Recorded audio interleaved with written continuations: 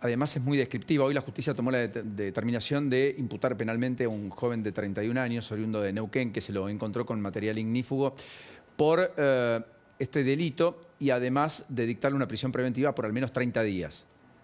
Recuerden que hay 3 que están procesados y hay uno que ha sido dictada incluso en su contra una prisión preventiva en el transcurso del día de hoy. Luis, empiezo por vos y después me meto bien de lleno en la economía. Parecería ser un verano bien distinto al que nos tocó analizar hace un año, cuando el presidente no encontraba brújula ni asiento en la política, cuando la ley bases naufragaba, cuando había la máxima expectativa en la apertura de sesiones del 1 de marzo respecto a cómo reencauzaba su gobierno, etc. Parecería ser que en este periodo corto de extraordinarias el gobierno va logrando cosas, pese a su debilidad, anclado en la fortaleza de la centralidad política de algunos resultados que en otros tiempos no tuvo o no supo conseguir. Sí, ¿sabés qué? Me parece que hay algo que sí une ese inicio del gobierno con lo que está pasando ahora. Es un gobierno que se ha ocupado de no perder nunca la intención de la iniciativa, ¿no? Digamos, es correcto. Decir, porque el verano anterior que vos marcás estuvo inaugurado con el lanzamiento del decreto y el anuncio de la ley de bases, ¿no? O sea que la intención de alguna manera de marcar la escena, de darle forma a lo que se discute y a lo que no, creo que ha estado siempre del lado del gobierno. Entonces creo que más allá de, si querés un análisis más histórico que podemos hacer, es si tenés potencialidad estructural por la cantidad de escaños que vos tenés, o sea, la cantidad de votos en el Congreso, digamos, en diputados o senadores y las cuentas que se hacen y la obligación que eso te implica en términos de negociación, y Francos es digamos, si querés, es hijo de ese verano que vos estás marcando.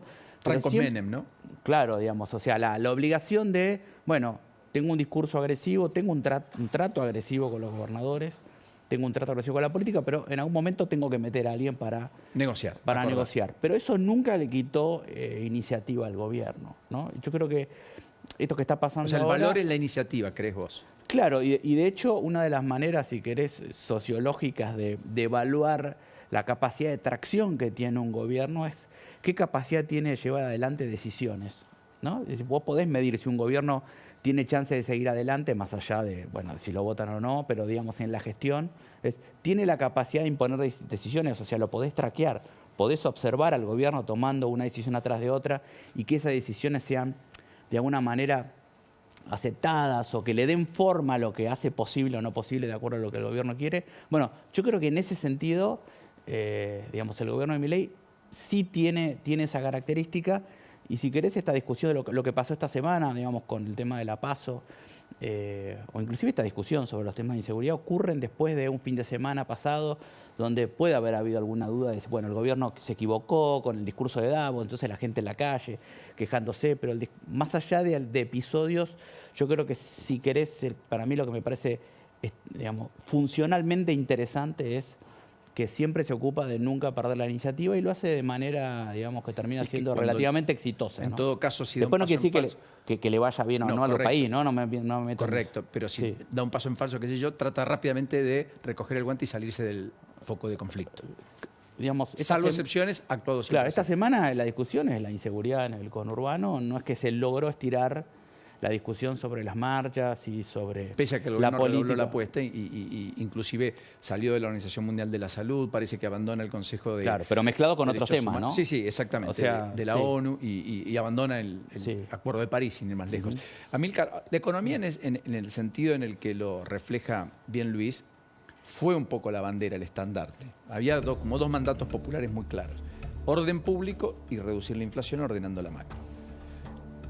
El orden público parece haber llegado, veremos cuánto dura, pero está clara la política en la materia. La conjunción Bullrich-Milei dio buen resultado, es decir, Bullrich en campaña hablaba cambio con orden para separarse de Milei, que solo hablaba del cambio. Bueno, finalmente parece Milei encarnar el cambio, Bullrich el orden. Luego viene la economía. Y ahí hay un debate, que hasta el propio presidente escribió una columna hoy en La Nación, aquí en esta casa, respecto a este debate de si el dólar está atrasado o no, si con este dólar somos competitivos o no, si se va a resentir la economía, si va a haber pérdidas de empleo. Y ahí es bastante más complejo todo. ¿Me equivoco? Sí, sí, la economía, obviamente el gobierno entiendo que priorizó, ¿no?, el tema que decís vos, la inflación, ¿no? La baja de la inflación. En campaña capaz que era la dolarización, la traducción en la realidad fue cumplir con el mandato ese, bajar la inflación, y creo que prácticamente de mitad del año pasado y bien fuerte este año 2025 va a estar todos los cañones apuntando a que la desinflación es la prioridad del gobierno. Vos lo ves tanto por el lado de los precios relativos, de ir administrando un poco subas de luz y gas. las subas de los regulados. Impuestos internos en los combustibles. Tratando también prepagas. de hacer esa desinflación en bienes, ¿no?, de baja de impuestos, aranceles, de regular.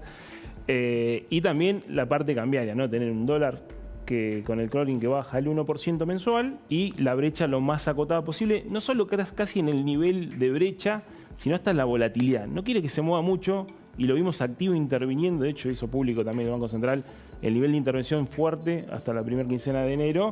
Eso marca que no quiere volatilidad, no quiere ruido, no quiere olas. Aunque le cueste. Hasta que cueste lo que cueste. O sea si compran cuestan los en el mercado, si compran el pero no oficial retiene, y venden el paralelo o requiere del blend, lo va a seguir sacrificando porque tiene un objetivo electoral. Entonces, yo creo que planteado el 2025 va a estar. Hasta la elección tenemos un tramo, que es el orden que decidís macro, y que no haya muchas olas, brecha contenida, desinflación. Y hay una recuperación de la economía, que es lo que me mencionaba vos, pero es una parte, un rebote. Si vos tomás el EMAE, el último EMAE del año pasado, y tenés un efecto de arrastre estadístico de 2.9% de arrastre solamente. Entonces, o sea, que por arrastre nada más la economía va a crecer. La economía casi ya va a este crecer. año. Ahora, hoy hubo dos datos del INDEC, uno de la construcción y otro de la industria, que son dos sectores particularmente que al gobierno le generaron situaciones no felices. Pepito, dame un ratito, un descanso. Lo primero es, en la construcción, la actividad cayó más del 27% en términos interanuales. Esa es una baja como no se veía desde el 2002. Por supuesto, con la retracción de obra pública como emblema, 27,4, como ven ustedes allí. Recuperó 3,1 respecto a noviembre, en diciembre, pero cayó respecto a diciembre del 2023, 10,2. Construcción, que es un sector mano de obra intensiva, que en general incluye muchos sectores que de otro modo no tienen opciones laborales. Fíjate que hay caídas de 58%, entiendo, 58,8%. No llego a leer, pero la verdad que es una caída muy, muy fuerte en un segmento particular de la actividad económica. Sí, pero 58 ¿de qué? A cero.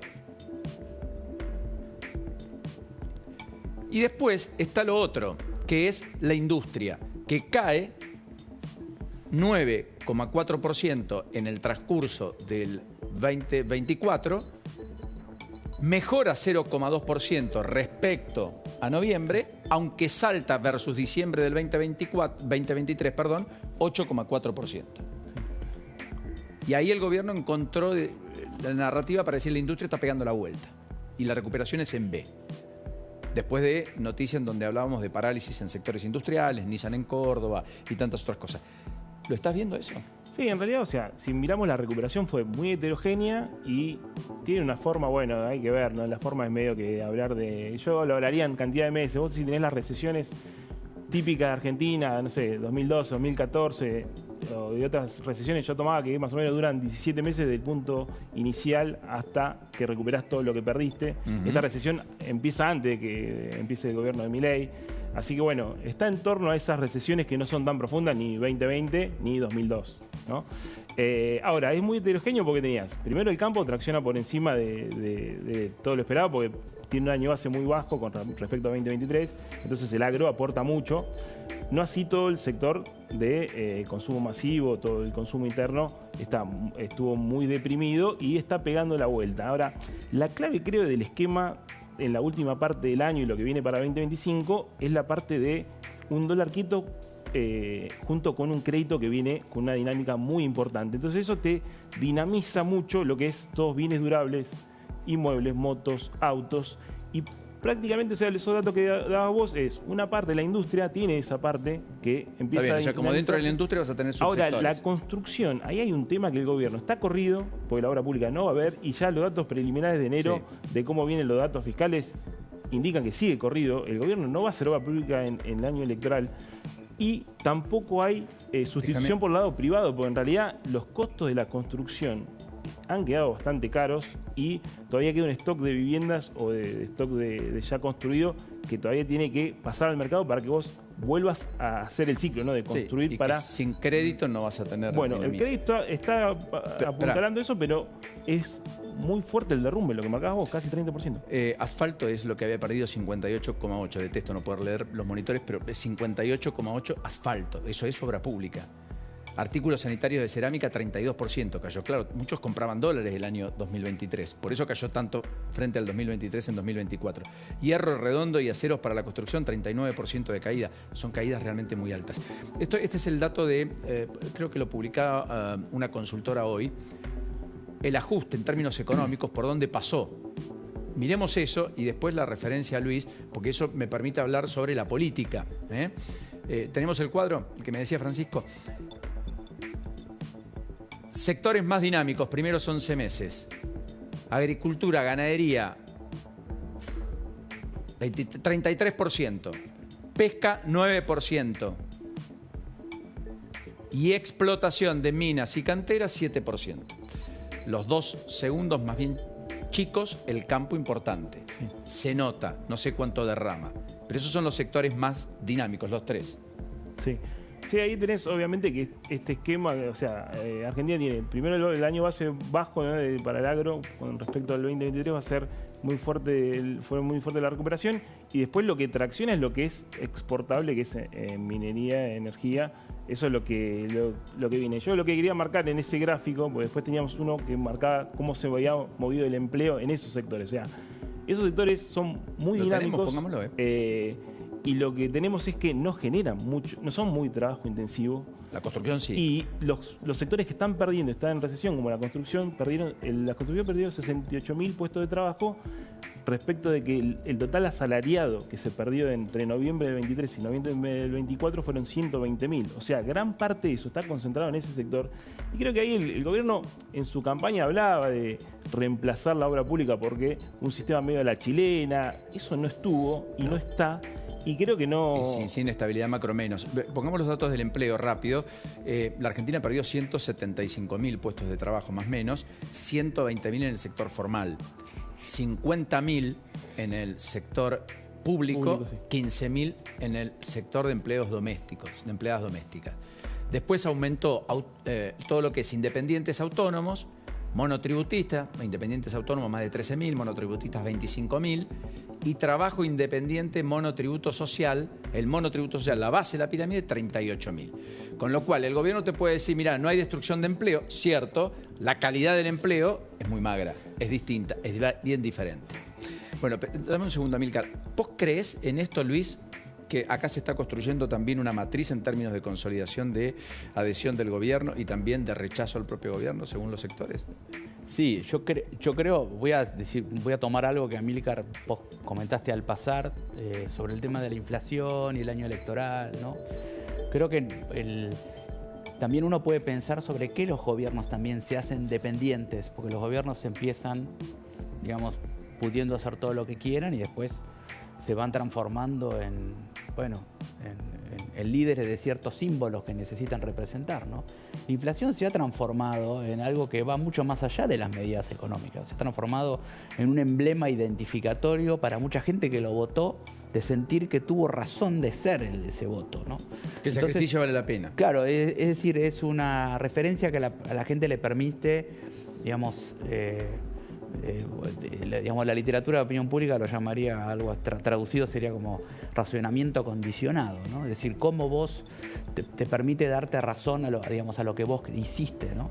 Entonces, esa principalmente es una señal positiva para su propio electorado y eso le permite o nos permite vislumbrar que probablemente como mínimo va a repetir el voto de la primera vuelta y un poco más, ¿no? O sea que tiene un efecto no tan económico, sino un elemento de sentido. Ahora, a la gente le cuesta de registrar que él está sintiendo la economía, es decir, que tiene capacidad de cuando uno pregunta cosas o registra en cualquier tipo de investigación, a la gente le cuesta mucho decir que está sintiendo que la economía en su vida cotidiana, la gran mayoría le cuesta, ¿no? Entonces tienen que recurrir a otros elementos como, bueno, ves que la inflación está bajando y todo eso hace a que sigue siendo un gobierno que, digamos, uno podría encontrar otra vez el sentido de seguir apoyándolo en un futuro de algo que va a llegar, ¿no? Entonces, también lo que está pasando con la política... La construcción de la narrativa es buena. No, es extraordinaria en el sentido de continuidad. Correcto, ahí hay un punto muy alto. Claro. Pero necesita combinarla con otras cosas, ¿no? Sí, Por sí, ejemplo, las denuncias de corrupción. Es muy importante para sus votantes escuchar constantemente. Es decir, es un factor de predicción del voto de La Libertad Avanza, personas que digan todo el tiempo que les preocupa mucho la corrupción.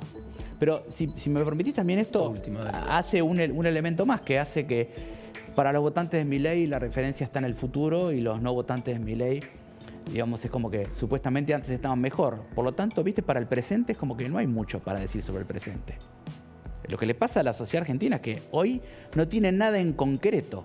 O sea que o tiran la pelota para adelante en términos de expectativa y tienen razón para hacerlo, y otros miran para atrás en el sentido de que el presente es un desgaste de algo que existió. Pero el presente de Argentina tiene poco, ¿no? Entonces por eso me parece que también esto que yo hablaba antes de la iniciativa es una forma de llenar el presente, porque mucho todavía no hay, ¿no? Está muy bien, y poner un horizonte que no es menor. En ese contexto quedará para un próximo encuentro qué pasa con el peronismo, porque hasta acá la alternativa real parecía el peronismo, y yo no tengo tan claro que la alternativa real a Milei sea el peronismo, sino quizás alguna otra opción que ni siquiera conocemos hoy, de una reconfiguración en el sistema político que incluye otros actores. Milei trae una novedad y probablemente no solo se construye a sí mismo como novedad política, sino que va obligatoriamente a construir algo oposición a él, que probablemente no tenga referencia en el pasado, digamos. A veces la misma acción construye dos cosas al mismo tiempo, ¿no? A sí mismo y, digamos, y al rival, ¿no? Me parece que hay que prestar atención al futuro, y por eso el peronismo no encuentra líder. No. La operación real del peronismo, que no tiene nada para ofrecer a la gente concreto, es un reflejo operativo de esta dificultad que tiene, ¿no? Sí, con Cristina volviendo a conducir el partido en el momento más, yo diría, destructivo del peronismo, con un resquebrajamiento explícito, con tribus cada vez más inconexas y en una situación de reconfiguración aquí y allá sin liderazgo. Perdón, hoy en la columna de Claudio Jacqueline dice que en la fragmentación del voto del bloque, ¿no? Digamos, de acá en el Diario de la Nación, es un reflejo de que hay un liderazgo ahí que no ha sido suficientemente fuerte como para construir por lo menos un voto en bloque, ¿no? Por eso digo que el presente va a traer nuevas, digamos, sorpresas, ¿no? Me encanta escucharte, Luis, como siempre. Enorme placer. Gracias por venir un viernes. Amílcar, gracias. Por favor. Y hasta la próxima. Te leo mucho. Me gustó mucho. Pero rápido, ¿puedes poner el tuit de Amílcar sobre un tema que no quiero dejar pasar por alto? Todo el mundo hace la cuenta de si Argentina tiene superávit fiscal y superávit financiero. De superávit fiscal no hay duda. La Argentina, entre lo que recauda y lo que gasta, le sobra plata. Ahora, cuando vamos al financiero, los economistas dividen aguas. El gobierno dice, tengo un superávit de 0,3. Amílcar Collante dice, no, si uno mira bien, establece bien la medición, hay un déficit de más del 2. Sí, ahí el tema de la carga de los intereses de la deuda. Y bueno, pero los intereses de la deuda son o no. Sí, ahí es un tema para analizar de esos intereses, si como se capitalizan en la deuda, no están reflejados. ¿Podemos poner esa placa de Amílcar? Chicos, Francisco, ¿me ayudas? Porque es muy importante, es un tuit. Acá está, resultado financiero. ¿Ven? El gobierno habla de 0,3, pero cuando vos le pones intereses, los intereses capitalizados, tiene un déficit de 2,1%. Sí, eso es capitalizando todos los intereses, son las LECAP, que son letras que emite el gobierno. Está bien, pero bien, ¿cuál sería la cuenta que hay que hacer? ¿La del gobierno o poner los intereses? Sí, es medio finita el tema, ¿no? Ahí, ¿Casi irrelevante, decís vos? No, porque algunos toman que también tendrías que tener en cuenta que esos intereses son nominales y hay que sacarle la inflación. Pero bueno, ahí para el gobierno obviamente que es mejor reflejarlo de esa manera. Hemos tenido mucha creatividad contable, ¿no? Para reflejar el resultado fiscal. Ya lo hemos visto muchas veces, ¿no? Pero entiendo que el esfuerzo y la decisión del gobierno para tener las cuentas equilibradas, creo que no se ve en ningún otro gobierno anterior, ¿no? Me quedo con eso. Gracias, Amílcar. No, por favor. Hasta la próxima, muy generoso. Miren estas placas respecto al futuro del empleo, que dan cuenta en estadísticas internacionales comparadas respecto a el empleo hacia adelante, Foro Económico Mundial. Los trabajos que van a crecer, trabajadores agrícolas, O sea que hay cosas que el hombre va a tener que seguir haciendo. La máquina podrá intervenir, pero el hombre va a seguir siendo importante. Conductores de camiones ligeros o servicios de reparto, desarrolladores de software y aplicaciones, los que están tan en boga, por cierto, trabajadores de la construcción, parece que la máquina va a intervenir, pero la construcción va a tener un componente de hombre muy importante, y los vendedores en tienda. Estos son los trabajos que van a crecer, según dice el Foro Económico Mundial. Los que van a desaparecer, mientras tanto, cajeros, es verdad, se ve, asistentes administrativas, secretarias ejecutivas. Bueno, hoy la tecnología te resuelve varias cosas respecto a eso. Empleados de limpieza y encargados de edificios. Bueno, la ciudad tiene un debate sobre el tema, en el mundo también. Repositores, las máquinas hacen mucho al respecto. Y trabajadores de imprenta. Bueno, es que la imprenta en sí ya es todo un desafío, la manutención de cara al futuro. Estos son los que van a ser reemplazados, los anteriores, los que van a crecer. Y teníamos una placa sobre el empleo, en general. Es una placa interesante para mostrar en algún momento. Bueno, es esta. Esto es sobre la República Argentina. Esto es otra cosa. Esto es del contexto local y que tiene que ver básicamente con lo que ha pasado. Esto sí es una evolución del mercado laboral en 2025, según el Foro Económico Mundial. 170 millones de empleos se crearon, 92 millones de empleos fueron desplazados. Está con nosotros Alejandro Melamed, que es consultor, es coach, es un tipo que escribió 8 libros, que fue gerente de recursos humanos, ¿no es cierto? Y que dice que es el momento más apasionante para estar en recursos humanos, ¿o me equivoco? Tal cual, exactamente. Hola, ¿qué tal? Verdadero gusto, Alejandro. Una pequeña observación, las cifras que estaban recién ahí son del 2025 al 2030, es la proyección que se hace. De los próximos 5 años. Y no es menor, porque es la primera vez en este estudio que se proyecta la generación de mayor cantidad de empleos que la destrucción, con lo cual hay un neto positivo y es una excelente noticia para todos, es global. Esto no es Argentina, es global, ¿no? Por lo tanto, esta idea de que llegamos al fin del trabajo, como dijo Jeremy Rifkin, no. No, lo estudié en la facultad en los 90, pero parece que no. No. El trabajo sigue. Lo que hace es se readapta. Exactamente, y hay que cambia la naturaleza del trabajo y se viene la era de la colaboración entre la máquina y el ser humano, entre la inteligencia artificial y el ser humano. Viene la era de lo que se denomina la inteligencia aumentada. Es decir, la inteligencia humana, la inteligencia auténtica, más la inteligencia artificial. Yo te diría, me parece que hay un concepto ahí que es muy importante. Quienes deben preocuparse no son las personas que dicen, uy, la inteligencia artificial va a venir por mí. Quien se debe preocupar es la persona que no utiliza inteligencia artificial. Quien va a ser sustituido es aquella persona que no utiliza inteligencia artificial por aquella persona que sí la utiliza. Repetí eso. Muchos se preocupan porque la inteligencia artificial va a sustituir empleos. La realidad es que la inteligencia artificial va a sustituir los empleos de aquellas personas que no la utilicen y quienes sí la utilicen cada vez van a tener más posibilidades, más oportunidades. ¿Sos optimista respecto al ensamble entre el sistema educativo y el sistema laboral? Porque siempre se habló de ese tránsito y los conflictos que eso hable y todos los conflictos que eso genera. Sí, totalmente. Y la degradación en términos culturales, básicamente educativos en la Argentina, yo creo que ahí es un punto y un aspecto que no hemos tomado cabal dimensión de hasta dónde nos puede llevar. ¿Crees que eso es una preocupación que debería estar más latente en la esfera pública? Absolutamente. Yo creo, digamos, firmemente que hay que trabajar en la complementación del sistema educativo, articular el sistema educativo con el sistema laboral, porque de alguna manera hay que preparar para lo que viene. Ahora, lo más interesante es que se dice que el 85% de los trabajos que se van a hacer dentro de algunos años todavía ni siquiera fueron inventados. Entonces la pregunta es, ¿cómo educo a las personas para esos trabajos que todavía ni siquiera fueron inventados?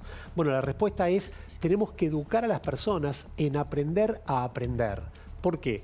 ¿Van a hacer cosas diferentes? Sí. Ahora, van a tener que aprenderlo y rápido todas esas cosas. Es como hace 2 años y medio nadie hablaba de la inteligencia artificial generativa. Hoy nadie deja de hablar de la inteligencia artificial generativa. Bueno, todos aprendimos rápidamente a utilizarlo, pero tenemos que tener la capacidad de adaptación, flexibilidad y, obviamente, aplicación de estos conceptos. Inteligencia artificial generativa. Es un salto cualitativo a la inteligencia artificial. ¿Por qué? Definitivamente. A ver, vamos a ponerlo de una manera bien simple. Hasta el momento lo que había... Pensá que del otro lado hay gente que todavía no conectó con la inteligencia artificial. Ayúdanos a pensarlo eso, desde ese lugar. Tradicionalmente, la inteligencia artificial era, pongo en una licuadora diferentes frutas, líquidos, etcétera, y me sale un producto más o menos de la mezcla de todo esto novedoso, ¿correcto? Ahora, ¿qué es lo que sucede? Hoy en día la inteligencia artificial generativa, pongo algunos productos, pongo algunas frutas, pongo algunas verduras, pongo algunos líquidos y sale algo absolutamente diferente que es, para ponerlo en términos simples, un juego que hace el algoritmo y estima algo nuevo y diferente que no era pensado previamente. Entonces, o sea que hace las veces de pensar. Hace las veces de generar y proyectar cosas que aún no existían. ¿Pero puede pensar? Bueno, esa es la pregunta. Yo creo que lo que hace es mezclar cosas. Todavía no piensa, lo que hace es generar proyecciones y en función de cálculos estadísticos muy rápidos, ¿no es cierto? Dispara alternativas reales. Sí, ahora lo que somos nosotros en realidad de eso que recibimos, somos grandes editores. ¿Qué significa? Te va a sacar algo que en general está bastante bien, pero no es perfecto. Que si vos no editas, vas a equivocarte.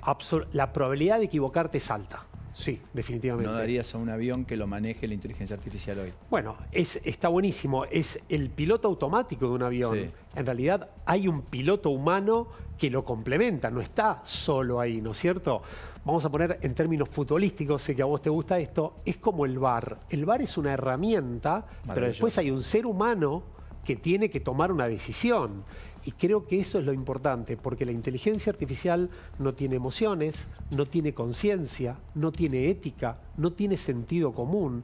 Y estas son las cosas, no tiene empatía obviamente, y estas son las cosas donde los seres humanos somos irreemplazables todavía, ¿no? No sabemos cuál va a ser la próxima tecnología que sea disruptiva en el mercado. Está bien ¿no? lo que decís. Elon Musk plantea la idea de una renta universal, porque entiende que la tecnología, parcialmente, lo digo muy burdo, nos va a pasar por arriba, y entonces, para que la gente tenga ingresos, hay que hacer una renta universal. Sí. De esta manera, el hombre fuerte en la administración Trump. ¿Quieren escucharlo? There will be fewer and fewer jobs that a robot cannot do better. Okay. What to do about mass unemployment? This is going to be a massive social challenge. And I think ultimately we will have to have some kind of universal basic income. I don't think we're going to have a choice. Universal basic income. Universal basic income. I think it's going to be necessary. So it means that unemployed people will be paid across the globe. Yeah. Because there is no job, machine, robot is taking over. That's simply and I want to be clear that these are not things that I wish would happen. These are simply things that I think probably will happen. Habla de un desempleo masivo. Sí, vos no lo crees. Polémico. No lo ves a así. Ver, no por el momento, y vimos las cifras al principio, por los próximos años no se visualiza esto. Muy bien. Pero creo que es al menos una de las opciones que hay que considerar, pero mi opinión personal es que no todavía por los próximos varios años eso va a ocurrir. Valentín Poggio, mientras tanto, ¿así se llama, Poggio? Sí, Poggio.